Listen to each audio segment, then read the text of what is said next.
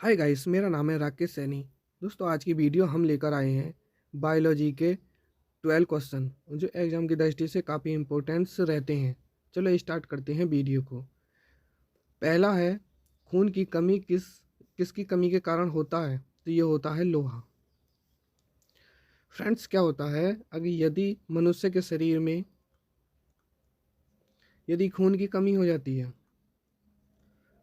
खून की कमी हो जाती है, तब क्या हो जाता है? एनीमिया हो जाता है।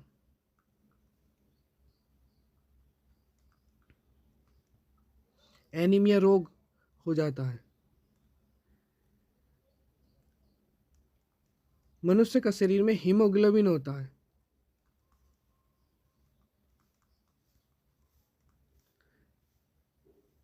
ये होता है हिम प्लस ग्लोबिन। हिम का अर्थ होता है लोहा और ग्लोबिन का अर्थ होता है रक्त। यानी कि रक्त में क्या है, कौन सा तत्व है? लोहा। और लोहा किन किन सब्जियों में पाया जाता है? तो हरी सब्जियों में पाया जाता है। हरी सब्जियों में। अब हरी सब्जी कैसे होती, कौन कौन सी होती हैं? जैसे पालक है, गोभी है, पत्ता गोभी है। ऐसे ऐसे क्या पाए जाते हैं? ये पाए जाते हैं जिन जो हरे सब्जियां होती हैं, तो उनमें लोहा पाया जाता है। ऐसे ही बढ़ते हैं अगले प्रश्न पर। हीमोफीलिया रोग हो जाता है। तो हेमोफीलिया क्या है? ये एक आनुवांशिक बीमारी है। आनुवांशिक बीमारी। आनुवांशिक क्या होता है? तो आनुवांशिक होता है एक पीढ़ी से दूसरी पीढ़ी में और दूसरी पीढ़ी से तीसरी पीढ़ी में। इसको क्या क्या कहा जाता है? पीढ़ी दर पीढ़ी कहा जाता है। तो ये ऐसा जो होता है वो आनुवांशिक बीमारी बोला जाता है। एक आनुवांशिक बीमारी एक और होती है वर्धनता।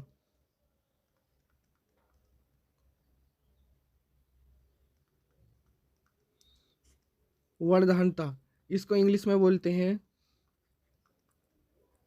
Night blindness.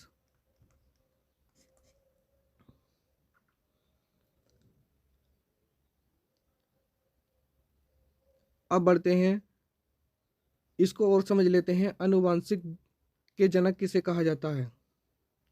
तो ये कहा जाता है ग्रेगर जॉन मेंडल को। इन्होंने मटर के पौधे पर शोध करा।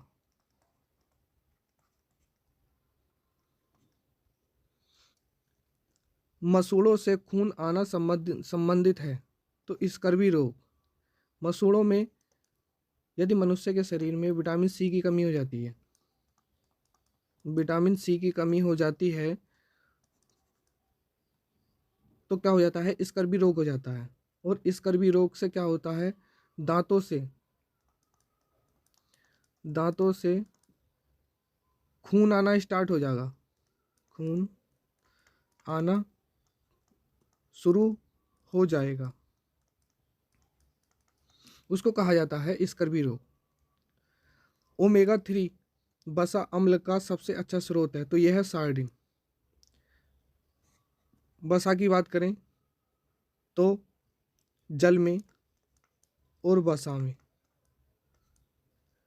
ये कौन कौन से विटामिन घुलनशील होते हैं?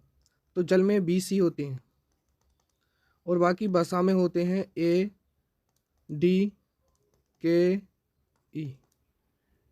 ये वसा में घुलनशील होते हैं।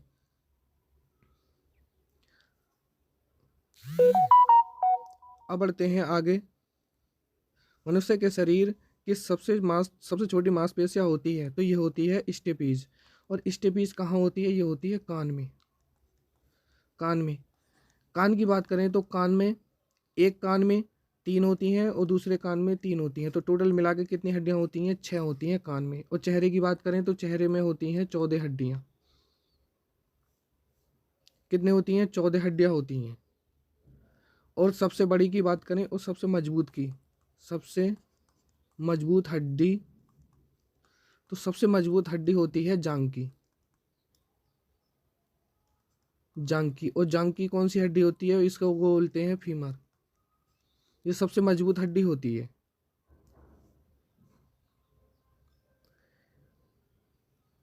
बात रंध्रों के माध्यम से एक पौधे की पत्तियों से जल निकलने की प्रक्रिया क्या कहलाती है? तो ये कहलाती है बाष्पोत्सर्जन। यदि पौधे पौधे जड़ के माध्यम से जल प्राप्त करते हैं तो किस विधि के द्वारा करते हैं? जाइलम के द्वारा। और यदि यही पौधे भोजन प्राप्त करते हैं तो किस माध्यम से करते हैं? तो ये करते हैं फाइलम के द्वारा। फाइलम की विधि के द्वारा करते हैं। इन्फ्लुएंजा रोग किसके द्वारा फैलाया जाता है? तो ये फैलाया जाता है विषाणु वायरस से। ये कैसा इन्फ्लुएंजा रोग कैसा है? ये एक विषाणु सहित रहित रोग है। कौन सी धातु से इटाइटाई रोग हो जाता है? तो ये हो जाता है कैडमियम।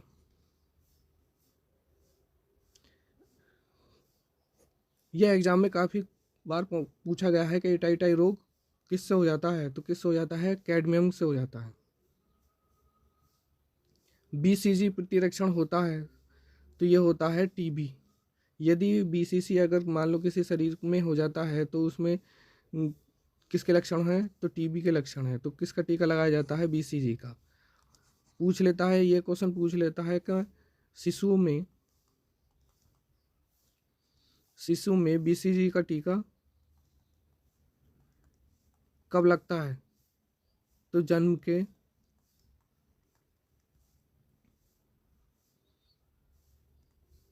के 2 सप्ताह बाद।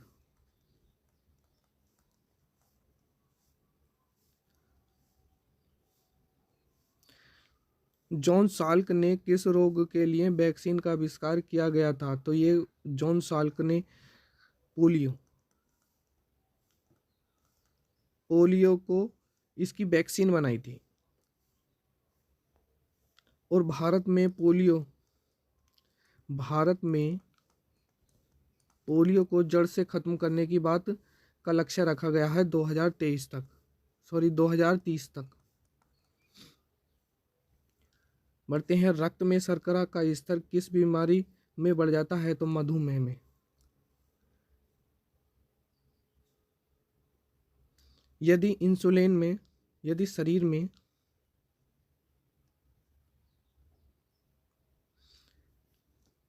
जो मधुमेह रोग होता है, यदि मनुष्य के शरीर में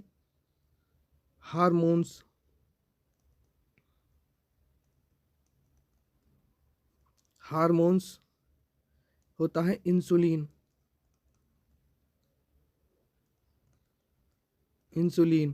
तो ये क्या है? यदि इंसुलिन रक्त में अच्छे से कार्य नहीं करे या किसी वजह से इंसुलिन में कमी आ जाती है तो मधुमेह रोग हो जाता है।